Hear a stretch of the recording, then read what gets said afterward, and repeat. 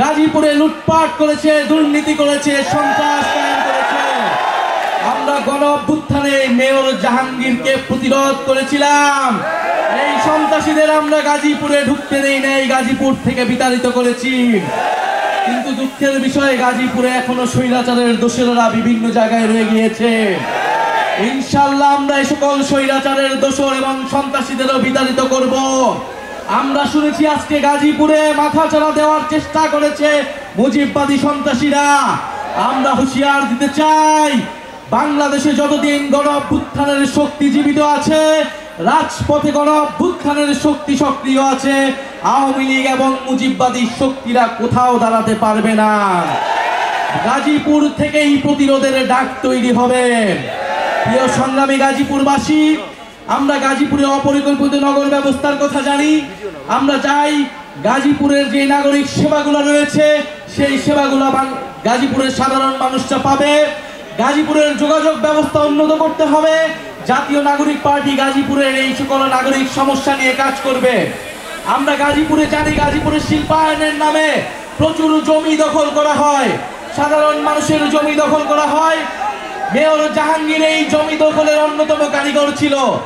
আমরা এই সকল চাই, এই সকল জমি দখলের রাজনীতি থেকে বের হয়ে আসতে, সাধারণ মানুষকে তার জমির অধিকার বুঝিয়ে দিতে। গাজীপুর বাংলাদেশের অন্যতম শিল্পাঞ্চল। গাজীপুরে কয়েক হাজার ফ্যাক্টরি রয়েছে। গাজীপুরের শ্রমিকদের মধ্যে আমরা কিছুদিন পর পর অসন্তোষ দেখি, কারণ তারা ন্যায্য মজুরি পায় না। এই সকল শ্রমিকরাই কিন্তু গণ অভ্যুত্থানে আমাদের সাথে এসে দাঁড়িয়েছিল।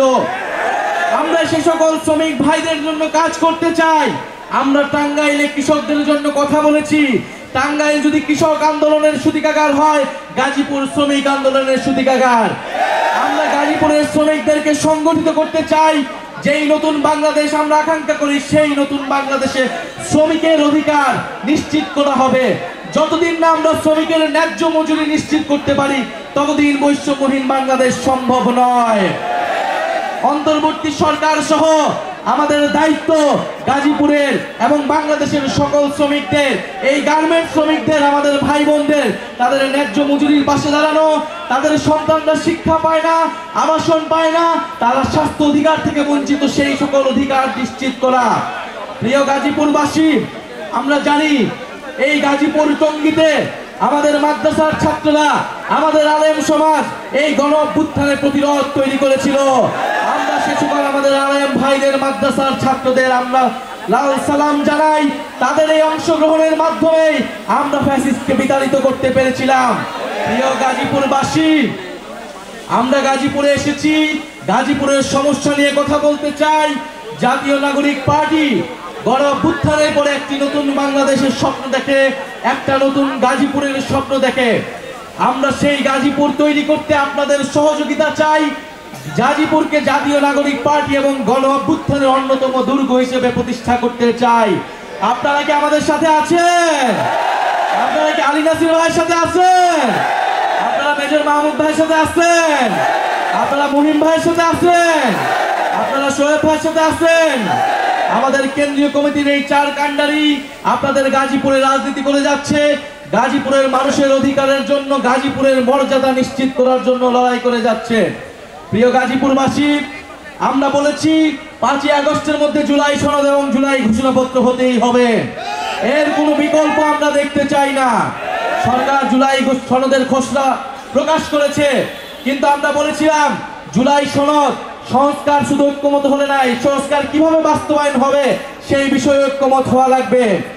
90-এর গণ অভ্যুত্থানের পরে রাজনৈতিক দলগুলো বাংলাদেশের জনগণের সাথে, ছাত্রদের সাথে প্রতারণা করেছিল। ত্রিদলীয় জোটের রূপরেখা তৈরি করা হয়েছিল, এই রূপরেখা কোনো দল মানে নাই। ফলে আমরা এবারও কোনো প্রতারণার সুযোগ দিব না। জুলাই সনদ হতে হবে এবং জুলাই সনদের ভিত্তিতে নির্বাচন হবে এবং এর আইনি ভিত্তি থাকতে হবে।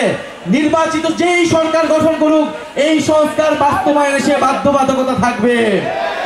প্রিয় সংগ্রামী বন্ধুগণ, আমরা আশা করব 5ই আগস্টের মধ্যে অন্তর্বর্তী সরকার এবং সকল রাজনৈতিক দল জুলাই সনদ এবং জুলাই ঘোষণাপত্র জারি করতে পারবে এবং আমাদের যে আকাঙ্ক্ষিত গণ অভ্যুত্থানের 1 বছর আমরা সকলে একসাথে আমরা সেলিব্রেট করতে পারবো, বিজয় উদযাপন করতে পারবো।